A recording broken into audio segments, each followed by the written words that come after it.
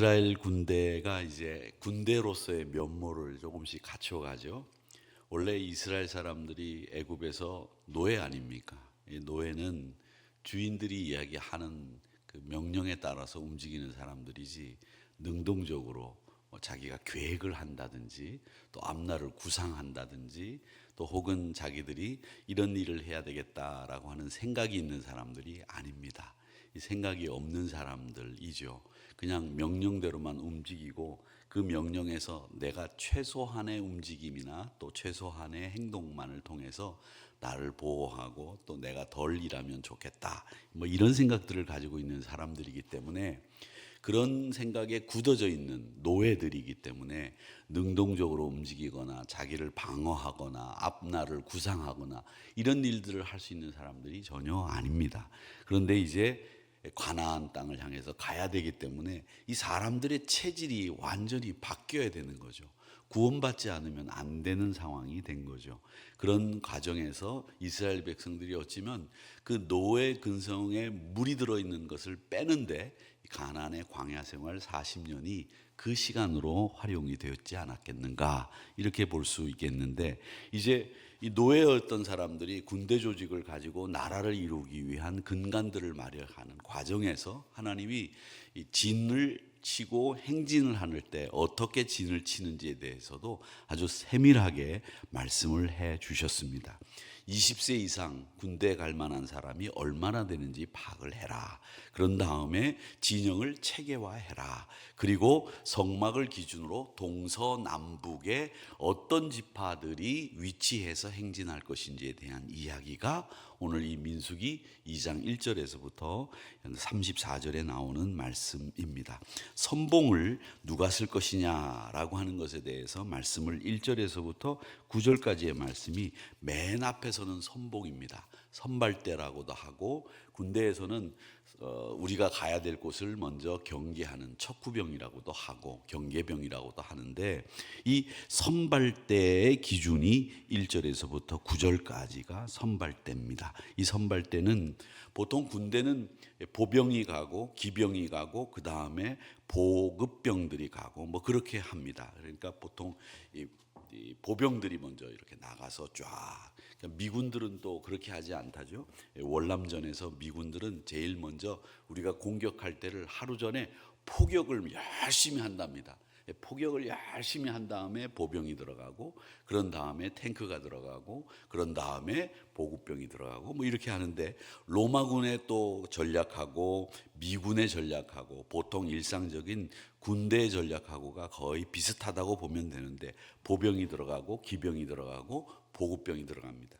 근데 요즘 이제 이스라엘 얘기를 하면서 전쟁 얘기를 가만히 보면, 이 북한이 1950년 6월 25일 날 쳐들어와서 서울에서 3일 동안 아무 일 하지 않고 머물렀던 거, 이런 일들, 또 전라도 쪽으로 해서 경상도로 들어오던 군대가 머물러 있었던 이유, 이런 이유에 대해서 이 전쟁의 패인이 됐던 이유다, 이런 얘기들을 하는 그 유튜브들이 있더라고요.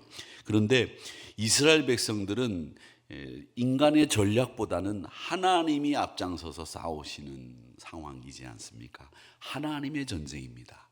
그리고 이스라엘의 군대는 우리가 아는 것처럼 그 이름이 마하나임입니다. 하나님의 군대이죠. 그렇기 때문에 하나님이 말씀하시는 대로 전략을 짜야 되고 진을 짜야 되는데, 하나님이 앞서서 싸우시기 때문에 어떻게 보면 이 선봉대는 가장 하나님과 가까운 임마누엘의 상황에서 전쟁을 하게 되는 겁니다. 그래서 이스라엘의 선봉수가 제일 많았고, 야곱의 장자와 같은 복을 받은, 야곱의 장자는 누굽니까? 루벤이지 않습니까? 근데 루벤이 큰아들 노릇을 하지 못했죠. 그래서 이 큰아들 노릇을 하지 못한 루벤 대신에 사실 큰아들 노릇을 한 사람은 유다이지 않았습니까? 그 유다 자손이 사실은 실제적인 큰아들입니다. 그러니까 루벤의 장자임에도 불구하고 장자 역할을 못한 것을 유다가 장자 노릇을 했는데, 이 선봉에 누가 섰느냐? 유다 자손들이 섰다 라고 하는 것을 우리에게 보여주고 있습니다. 그리고 이 유다 자손과 같은 어머니 레아에게서 태어난 동생인 이사갈, 스불론, 이 친구들이 선봉에 서서 앞장서서 나갔다라고 하는 것이죠. 자, 그 다음에 이 10절에서부터 24절까지의 말씀은 남쪽과 서쪽 지파들, 이 중간에 위치한 군대를 묘사하고 있습니다. 이 이스라엘 진영의 남쪽은 르우벤, 이제 진짜 큰 아들이죠. 르우벤과 동생들 시므온, 레위가 맡을 자리로 묘사되어 있는데, 이 레위 지파는 12지파 중에 속하지가 않습니다. 제사장 지파지 않습니까? 그래서 이 제산도 분깃이 없었고, 또 이 진을 치고 나갈 때에도 그 위치가 정확하게 성막, 그리고 성막의 주변에서 머무는 것으로 이 레위 지파는 인구수에도 계수가 되지 않는, 군대에 싸울 수 있는 전력으로도 계수되지 않는 사람들이었다. 이 사람들이 루벤, 시므온, 갓 지파가 남쪽 진영을 이뤘다라고 하는 것이 10절에서부터 16절까지 말씀이죠. 남쪽에는 10절 보세요. 루벤 군대의 진영에 군기가 있을 것이라.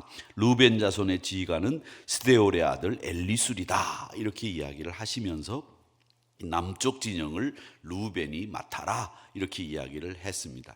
그럼 레위인들은 뭐를 했느냐 하면, 이 성막이 계속 진을 따라서 옮겨지지 않겠습니까? 그러니까 성막을 세우고 거두고, 그리고 성막을 지키는 일을 레위 지파가 했다라고 하는 것이고, 이 레위 지파는 이 선봉이 있고 중군이 있고 후군이 있으면 그 가운데 이 레위 지파의 성막이 레위에 의해서 진행이 됐다라고 하는 것을 볼 수 있습니다.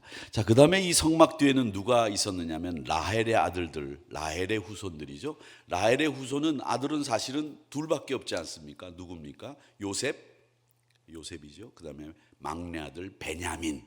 이 두 아들이 라헬의 아들들인데, 이 베냐민은 그냥 베냐민 지파로 남았지만 요셉 지파는 그 두 지파로 나누어지지 않습니까? 한 지파가 므낫세 지파, 한 지파가 에브라임 지파. 그래서 이 베냐민, 라헬의 아들들은 지파가 세 지파로, 베냐민과 그 다음에 에브라임, 므낫세 지파로 세 지파로 나누게 된다라는 거죠. 그러니까 사실은 에브라임 지파와 므낫세 지파는 우리는 무슨 지파라고 불러야 되느냐면 요셉 지파라고 불러야 되는 것이 맞죠. 그런데 그 요셉 지파가 중요한 인물이었기 때문에 두 지파로 나누어져서 12지파 속에 속했다. 이걸 아시면 되겠습니다. 그래서 이 베냐민 지파와 므낫세 에브라임 지파가 서쪽에 진을 치는 지파였다 하는 것이 18절에서부터 나오죠. 서쪽에는 에브라임 군대의 진영에 군기가 있을 것이다. 에브라임 자손의 지휘관은 암미우스의 아들 엘리사마 라고 그렇게 이야기를 하고 있습니다. 자, 그 다음에 25절에서부터 34절까지는 제일 후군들인데, 이게 북쪽 지파들이 후군을 맡았습니다. 근데 고대 문화에서는 동서남북이 있으면 우리가 볼 때 이 오른쪽이 강한 쪽이고 왼쪽은 약한 쪽입니다. 그러니까 베냐민, 조금 전에 말씀을 드렸는데, 이 베냐민이 왼손잡이에요. 왼손잡이. 그러니까 왼손잡이라고 하는 말은 곧 무슨 말이냐면 능력이 있다 없다, 없다라는 표현입니다.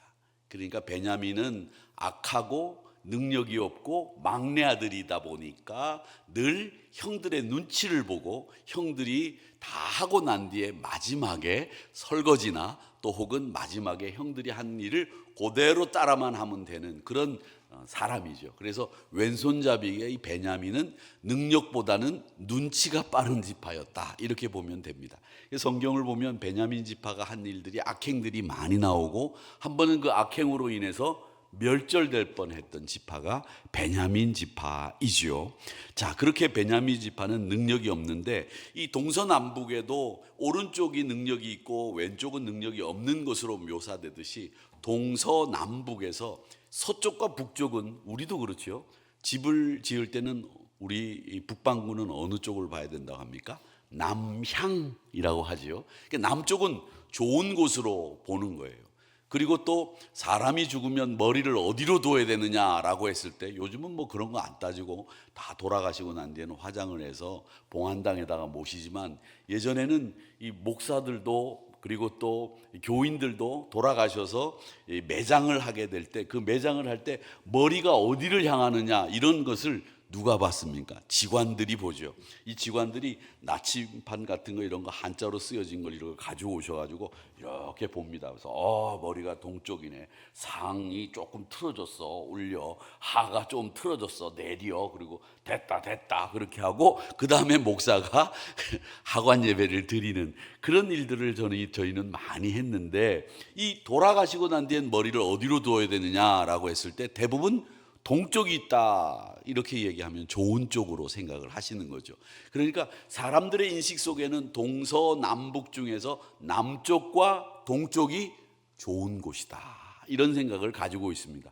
북쪽은 어떤 곳이냐라고 했을 때 그늘이 지고, 또 북쪽은 해가 잘 안 들고, 북쪽은 죽은 사람들이 나가는 문이 다 북쪽에 있습니다. 우리 한양도성에도 북쪽에 있어서 사람이 죽어서 나가는 문을 시구문이라고 해서 북쪽에 있었어요. 서쪽은 뭐냐? 서쪽은 왼쪽입니다. 역시 오른쪽의 반대인 왼쪽은 힘이 없고 능력이 없는 곳이다 라고 했는데, 자 보세요. 그런데 북쪽에 배치받았다고 하는 민족 지파와 남쪽에 또 서쪽에 배치를 받았던 이 지파를 한번 보시기 바랍니다. 어떻게 되어 있느냐 하면, 동쪽과 남쪽은 레아의 아들들인 유다, 루벤이, 서쪽은 누가 맡게 되느냐면 라헬의 손자인 에브라임이 맡았다는 거죠. 그러니까 이 야곱이 제일 좋아했던 라헬의 아들들인 이 에브라임 지파가 어디를, 나쁘다고 하는 서쪽을 맡았다라는 거죠. 레아의 아들들은 어디를 맡았느냐라고 하면, 이 레아의 아들들은 동쪽과 남쪽 거기를 맡았고, 그 다음 서쪽은 라헬의 손자인 에브라임이, 북쪽은 라헬의 시녀인 비라의 아들인 단이 대장을 맡음으로 해서 12지파가 이 사랑을 많이 받았던, 야곱에게 사랑을 많이 받았던 아내의 아들들은 나쁜 쪽이라고 하는 서쪽과 북쪽을 맡았고, 또 사랑을 좀 덜 받았다고 하는 레아의 아들들은 제일 좋다고 하는 쪽인 동쪽과 남쪽을 맡았다라는 거죠. 레아는 사실은 아들은 많이 낳았는데 야곱의 사랑은 많이 받지를 못했어요. 그래서 이 레아가 어떻게 하면 아들을 더 낳아가지고 이 남편이 나를 요거만큼이라도 조금 더 사랑해 주면 좋을까, 이런 생각을 했던 여자가 레아였고요. 또 아들 낳기 경쟁을 일으켰던데 불씨를 던졌던 여자가 레아입니다. 그러니까 이 레아는 평생 남편 사랑 없이 자식만 낳다가 세상을 떠난 여자, 이렇게 볼 수 있는데, 이 레아는 자식은 많이 낳았어요. 자기 시녀까지 통해 가지고 자식은 많이 낳았으나 남편 사랑이 없었던, 그래서 어떻게 보면 소외된 아들들이 레아의 아들들인데, 이 친구들이 제일 중요하다고 하는 동쪽과 남쪽을 맡았다라고 하는 것이죠. 그러니까 이건 뭘 얘기하느냐면, 이스라엘 백성들이 진을 칠 때 균형과 조화를 이루었다라는 말입니다. 여러분, 이 균형과 조화라고 하는 것이 얼마나 중요한지를 알 수 있습니다. 얼마 전에 제가 어떤 분과 얘기를 하는데, 충청도 분들 이야기를 하시는 목사님이 계셨어요. 제가 아는 우리 성결교단 목사님도 충청도 분들이 굉장히 많으신데, 모판과 같은 곳이죠. 부여라고 하는 곳이 중앙성결교회 다음에 부여가 2호 교회가 생긴 곳이니까 말이죠. 근데 그분들이 그러시더니, 예전에 누가 코미디언이 그런 얘기 하지 않았습니까?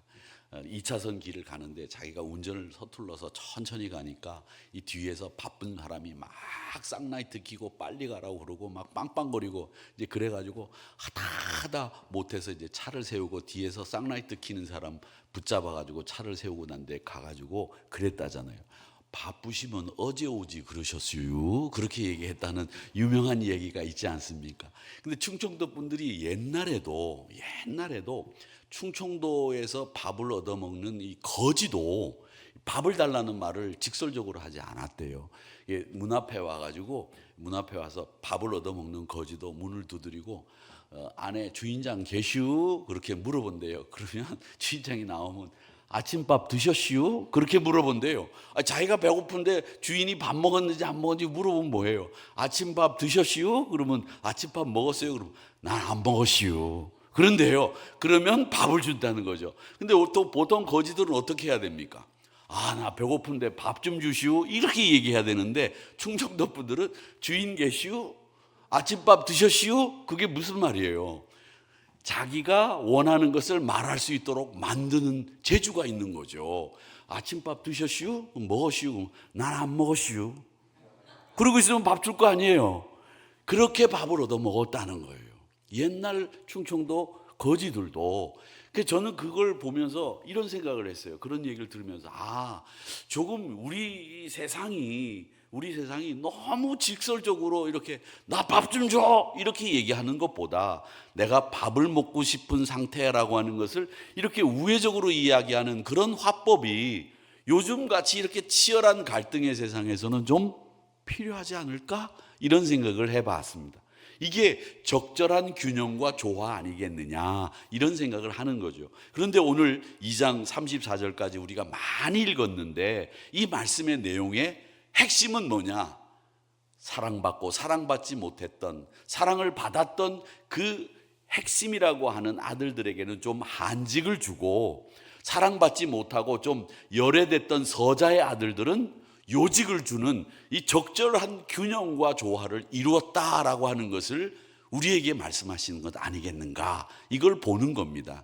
그래서 이 하나님이 노예였던 이스라엘 백성들을 군대로 만들면서 그 군대를 만드는 과정 속에서도 조화와 균형을 가지고 군대를 이룰 수 있는 체계를 마련해 주셨다라고 하는 거죠. 그러니까 우리 신앙생활도 마찬가지입니다. 조화와 균형이 참 필요하고 항상 분별력이 필요하고, 또 우리 신앙생활이라고 하는 것은 늘 분별력과 함께 하나님을 향해서 가는 것이기 때문에 하나님을 향해서만 가고 우리가 세상을 향해서 갔던 그 길을 그리워하거나 또 혹은 동경하지 말고 항상 믿음 안에서 조화와 균형을 이루면서 말씀 붙잡고 앞만 향해서 전진할 수 있는, 가나안에 꼭 도달하는 저와 여러분이 다 되시기를 주님의 이름으로 축복합니다.